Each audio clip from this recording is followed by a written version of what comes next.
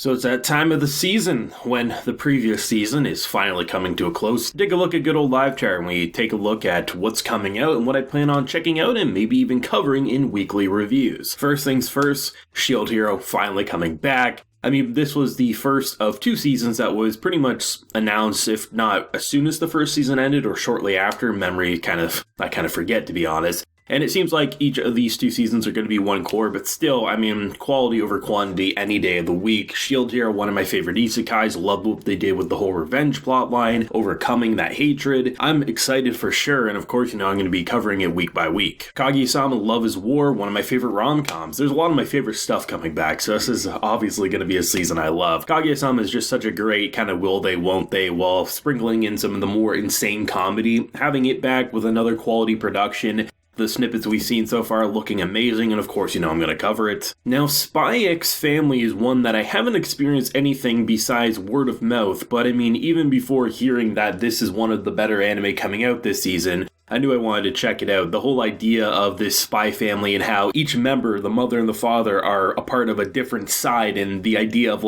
is this going to be a chaotic kind of are they actually going to feel anything for each other? Is there just going to be a lot of wild shenanigans? I mean, the post art's one of the best I've seen in some time. Spy X Family is going to be incredible. Komi Can't Communicate took a little bit of a break here and is already coming back for another, I imagine, 12 episodes. Netflix, I imagine, is still going to hold the license, so I wouldn't be shocked in the slightest if they delay the episodes by 2 weeks and people have to rely on the good old high C to find those subs a little quicker than Netflix can release. But either way, loved Komi, loved the communication disorder plotline, and I'm excited to see where it goes from here. Shikimori is not just a cutie. This is one that I had a very different impression on until I heard some rumblings about it. I was interested in the whole idea of what I thought it was, which I thought it was just kind of she was a mean girlfriend, but they both kind of loved each other, but it seems like it's more actually presented on the idea that a lot of the situations in anime and manga that you would typically see on a female side are actually on the male side. And the same thing goes for the girl here. But the fact that they're actually pretty loving, good characters that you want to root for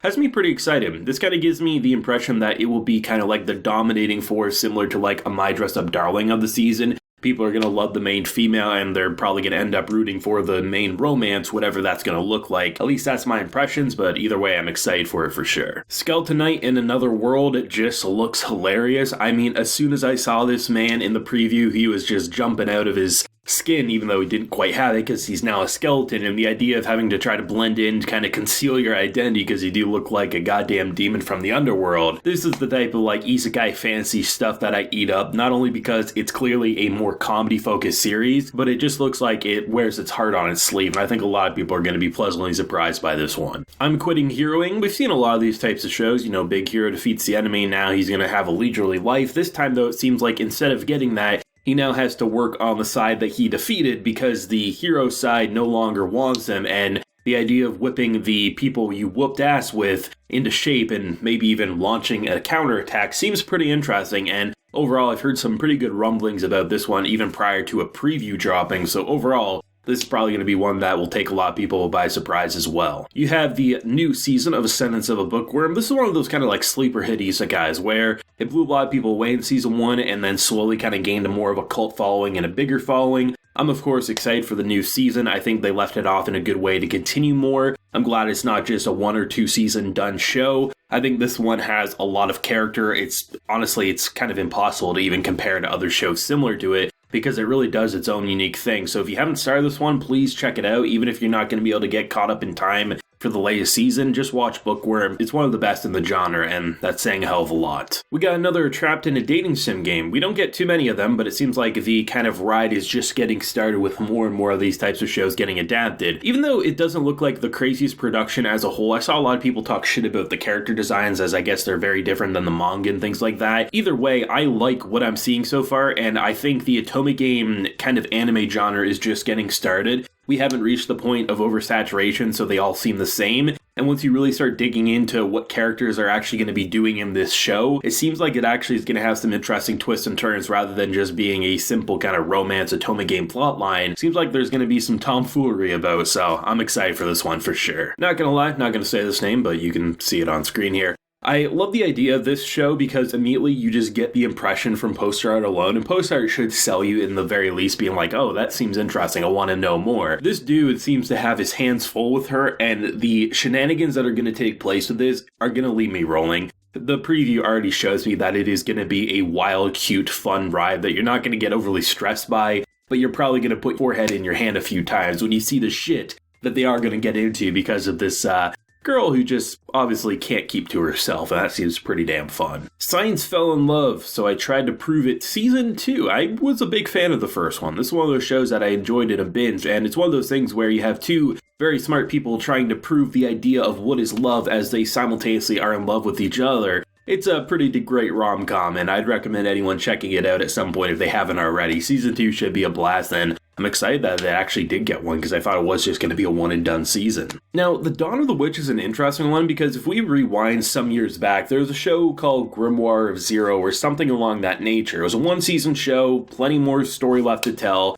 and now the sequel to that story is getting an anime. But from what I've heard, you don't need to know the full story of the first project, so if we've only ever seen the first anime season or you've never seen or read anything prior, this is a story that stands on its own two legs as it has new characters, even though familiar faces clearly are going to be popping out, as you can see from the post art if you've seen the first anime. So it's one of those things that if you do know more, you're probably going to get more references, but overall it seems like it's a new story set in the same world, set sometime after the first anime that never actually adapted the full story. It's a weird kind of tongue twister, but it seemingly will work out okay, so I'm okay with it. The Executioner's way of life, or her way of life, something along that nature, apparently is an interesting one that almost gives me the impression like characters who would normally be isekai then get hunted by these executioners, and apparently there's some Yuri plotline that's going to go on. Either way, I think the anime community is going to eat it up, and I'm cautiously optimistic to see what's going to happen as,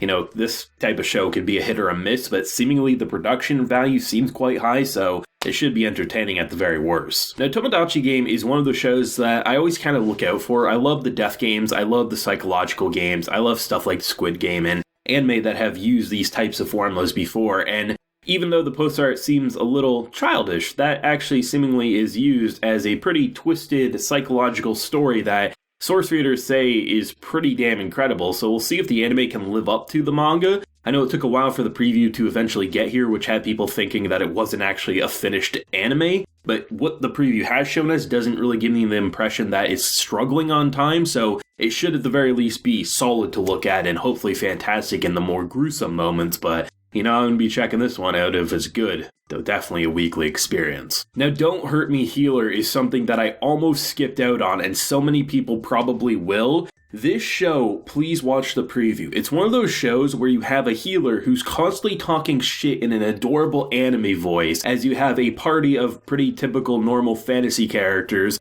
trying to get the job done as they're getting progressively pissed off that their healer, with this adorable voice, is talking mad shit in a very cute and comfy way. This is going to be maybe my comedy of the season. I highly recommend you watch the preview. They casted the perfect person for her, and I think it's going to be a fantastic time. And last up is finally the final season of Magia Record. This is kind of like the spin-off sequel series of Madoka Magica, and it's going to be, I think, 4 episodes. I did cover all of it weekly for the prior seasons. This one, I'm going to wait for it to be over, watch it, and then probably make like a final thoughts video. Very, very good stuff, especially with what the second season was doing, so I think this will be a pretty explosive ending, and now that they've had proper time to finish it, I don't think we're going to run into as many production issues as the final stretch of the last season ended up doing. But that's my thoughts on what I'm anticipating that I'll probably enjoy, or at the very least check out. If you have anything that you're going to be watching and want me to check out, let me know down below. Leave a like if you enjoyed, and of course subscribe if you're new around here. Until next time, everyone, please take care and have a good one.